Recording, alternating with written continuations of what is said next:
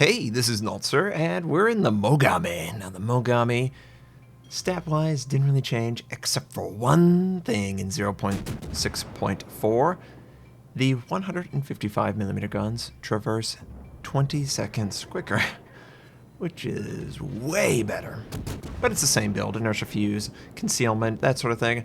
155mm gun, it's right on the edge of being able to do damage to pretty much every bow and stern in the game without inertia fuse high explosive. With inertia fuse, there's a lot more selection, a lot more choices you can make on where you want to engage the target. That's why most people take it on the inertia fuse high explosive for 155. So, beside that, your core build with the Mogami, we spawned over by A point, and my goal was to support the teammate. Yes, I am in a division.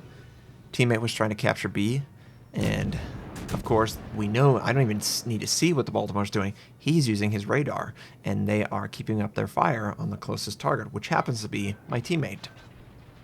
I get a little bit of damage on the Baltimore, but I don't see him. So, the Mogami, it's a pretty squishy ship.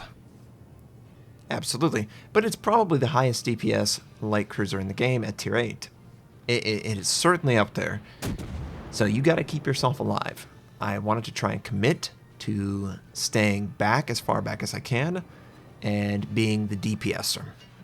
I've got a couple friendly battleships near me, a couple friendly battleships near the Baltimore, but I'm pretty far back. The Baltimore, the closest enemy battleship is 17 kilometers. That's a hard shot for anyone. So that's the strategy, and it's working out so far. Now, the Baltimore has been set on fire, and I'm trying to get another fire, because it's going to stick for 40 seconds. I always like to press that. It is very, I think it's important. Maybe it's not important. There we go. I won't overextend to get that last shot.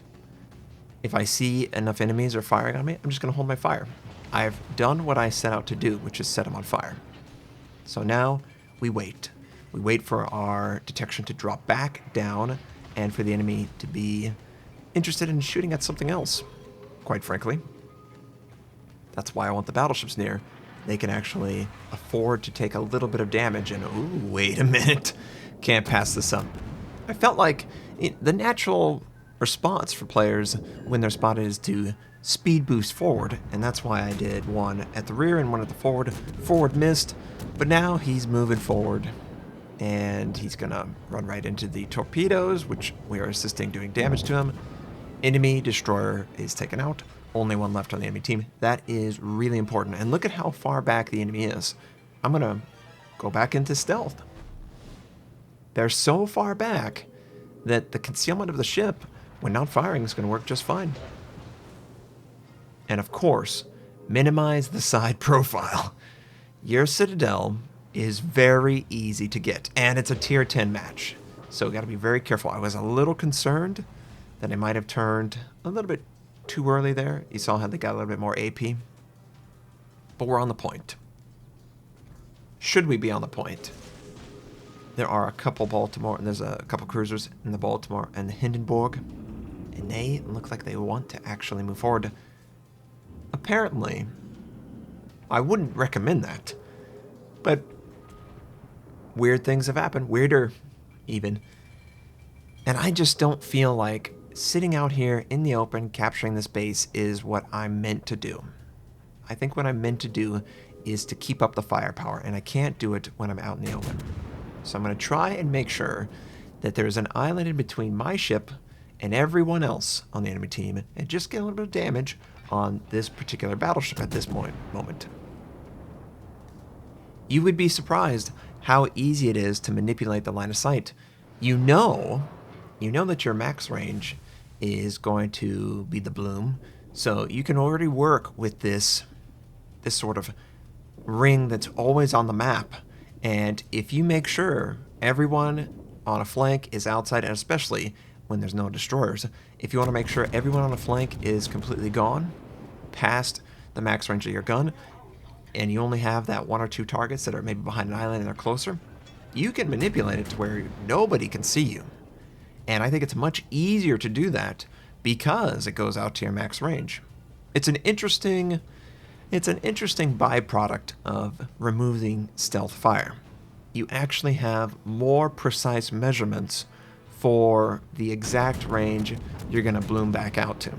Real-time measurements. Now, I think maybe there could have been a mod that had your max bloom when firing just passively there, barely visible, but just something to think about. I'm using all these islands to create line of sight blockers, and I have not been visible for a while. I will be visible with this shot, but I'm willing to take the risk if it means getting a little bit more damage on the target. You got to get as much as you can as soon as possible. The enemy team is losing ships, but it's still a fairly close game. That Baltimore is also on the other side of the island, so I can just easily duck out of line of sight with this little island chain here. Plus, it blocks the shots. You really can't do much better than that. And yeah, always looking around, looking at turrets. It's always important that you're aware of what's going on. 11 shots shattered on that one. They all hit the gun turrets there. Oh, what bad luck. I can't believe that bad luck, man. It's just unbelievable how you'll send out a salvo and only like 2 shells will even do damage, and it'll just sit there and just shatter on the target. You're looking, I've got inertial fusilier explosive, 155, superstructure, side of the hull, bow, stern, all that takes damage, but the guns themselves do not. And this was a hairy moment for me. I am in between 3 targets. I am really trying to use the island to minimize the threat to my ship. We opened up for the Baltimore. Because I saw that he was looking at me, I turned back quickly to make sure that the AP did not pin me. And I'm still aware of the Iowa. I sent my torpedoes. I don't really hope that they're going to hit. It's just to maybe clog it up, make them change their angling, consider a threat, so I can get back into a position where I'm only addressing 1 target. There's about 7 enemy ships that want to kill me at A point, and I just want to get the Baltimore dead before he citadels me, or someone gets on the enemy team, citadels me as well from another flank. So if we kill this guy, no one else can see us. It looks like... Oh yeah, by the way, he's on fire, so he's got to burn. He's got to burn down. He's put the fires out. There's nothing he can do. The only thing he can try and do is kill me or get damage on me. He's not going to survive. And there's the Baltimore. And now look what's happened. The enemy team has basically lost 1 ship for killing 3 or 4 ships on my team. They have the advantage now. And this is really bad. And I'm going, how did this happen? The Grosso Kua first is fairly low. I would love to fire at it, but it's behind the island. There is a Hindenburg somewhere close. I don't have my aircraft. I would totally use that. It is a great tool for scouting out a close target. And oh man, he came aggressively around, and of course he has AP loaded, so turn into the shot. All right, I'm dumb. I would have assumed he would have used AP. He was clearly trying to jump out in order to do that, but he didn't. He didn't have AP loaded. He had HE. Maybe he thought he had AP, but we got lucky there. Oh, we got really lucky. Looks like the friendly Grosso Kua first hit a big shot. And can we get another shot in between these islands? I think we will. Can we set on fire? Please, please, please. No. I think I'm too close to the island now that I can't fire over it. Yeah. Too close to the island. But we're doing okay. We're doing okay. We're at 50% life. We lost another friendly. That's not good. How are we going to manipulate this to a win? Well, we know that all the enemy team is on the western flank. We also know there are no enemy destroyers left. So there's not going to be any hidden scout aircraft like this enemy Hindenburg has, or any hidden scouters. If I can take that Hindenburg out and get damage on the Grosso Kua first, we could get 2 free kills and bring it back to a 4 versus 4. That's a big if, though. It looks like this Hindenburg, he sees me with the aircraft. It is up, trying to drop off, but no, of course he's looking right at us. Fire off the HE, and of course, shatter and goes high. Just want to kill him before he can get any damage. I do use my defensive, my damage control, sorry, in order to get the guns up so we can kill him before he reloads. I think I don't know, I think it depends on his build.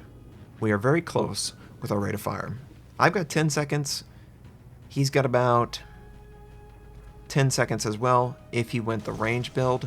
If he went the rate of fire, I think he's 8. So I was very close on that. And I saw that the Grosse Kur first, in range of the torpedoes, could come back. The enemy team is making a push that does appear to be an aggressive push towards B as a team. So I just want to sort of close that off, drop that momentum to 0 when they see their lead ship, the Grosse Kur first, die. And I'm trying to gain ground. I don't really want the enemy team being in range, except for my target. You've got to be really crafty as the low tier, the bottom tier in a tier 10 match. It's not impossible. It certainly isn't like a World of Tanks game. World of Tanks, if you're tier 8, you basically have no chance. Well, not true anymore. But the old matchmaking, if you were a tier 8, you basically had no chance. But now, in World of Tanks, it's much better. In World of Warships, angling, firing at the right part of the ship is the most important thing. I can do just as much damage as against a tier 10 as a tier 8. I just need to know what to shoot. And we set him on fire. I'm going after the superstructure. I thought he was going to overcorrect, but he didn't. He was able to bring it back, and I think I'm going to burn him down, actually. Oh, he's going to get a shot. Hard to port, hard to port, hard to port. We got lucky. A couple ricochets, a couple overpins. It's like playing a French cruiser in the Mogami. You gotta be, well, not a lot of people have French cruisers, but that's what they do. You gotta turn immediately when you see the shots. When you see the flash, you don't want to feel that thunder. You want to just turn into the shot or away from the shot, try and adjust from whatever they predicted. We lost 2 ships. We were bringing it back, and we lose that momentum. This enemy Iowa, though, out in the open, he's burning. I'm trying to get some damage on him, trying to gain distance. I'm going to try and get behind the island as well. This is all being considered, by the way. This is how you succeed against an enemy. And oh, we got another fire. It's always great to see a target who can't put the fire out have to deal with it.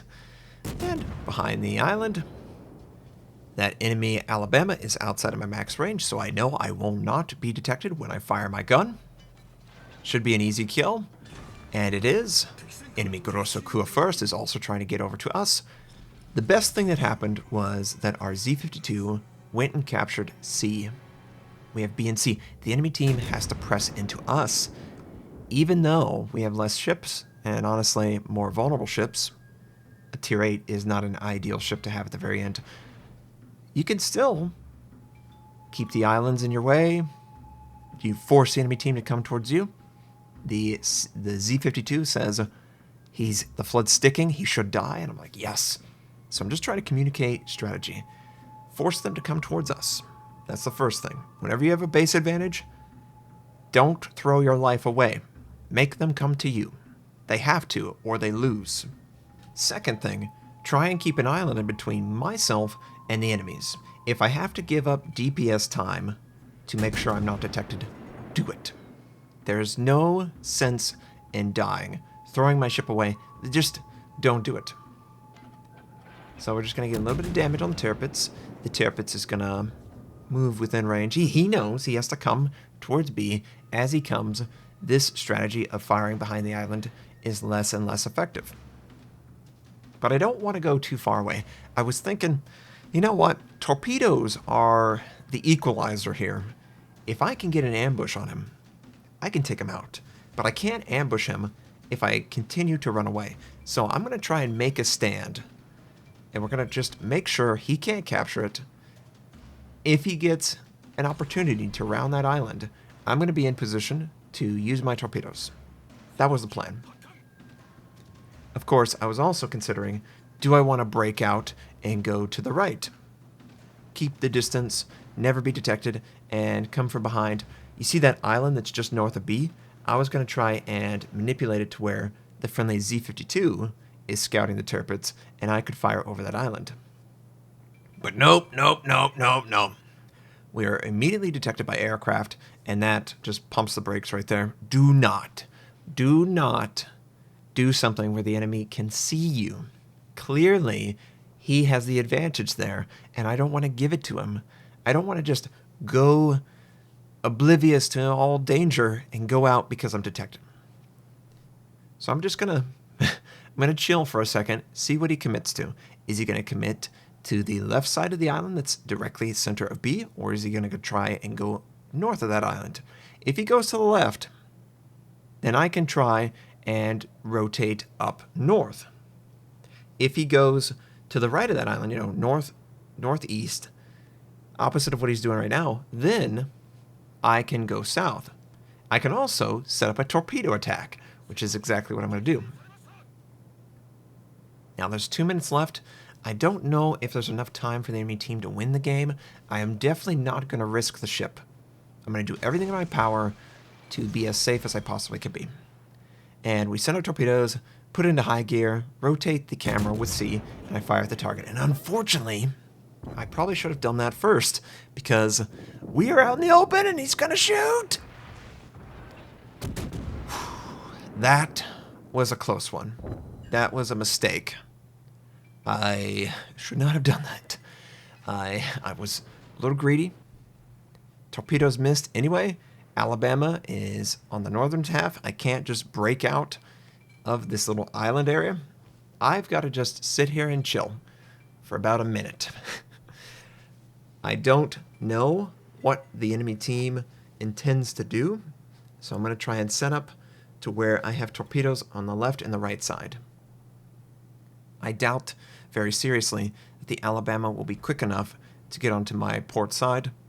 I still have my starboard side that could be used against the turrets if he rounds the island. I think the only hope that they have is if they would get a kill and capture. And I don't think they're going to get a kill. In fact, he's going to flood out and fire out. Yeah, we still have a dot on him, right? Yeah. Friendly Z-52 gets the kill. He earns Kraken Unleashed. And I didn't realize he had 5 kills. I have 4 kills. Between the two of us, we have 9 kills. 9 of the 11 kills. Yeah, that's a hard carry by myself and that Z-52. And I doubt very seriously we would win this game if either one of us took 1 kill off. It was that tense, that close, and yeah, I'm just farming damage. It was a great game in the Mogami, and she is back. She is beautiful. She does such a great job. She is squishy, but she deals so much damage. It is worth it. I earned Confederate 4 kills, 142,000 damage in a tier 10 match. And it's not like a light tier 10 match. There's about 4 per side, 5? Yeah.